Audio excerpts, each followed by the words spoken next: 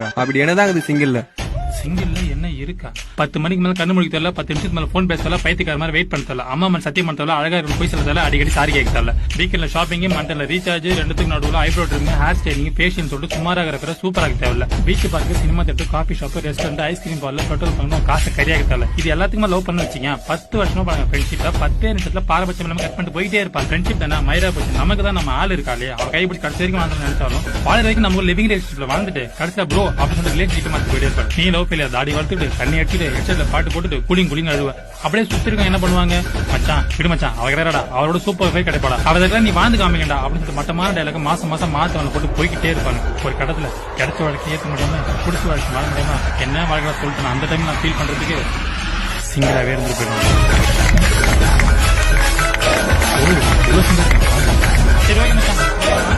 அப்ப சிங்கிளாவே தான் இருக்க போற. மோரட்டு சிங்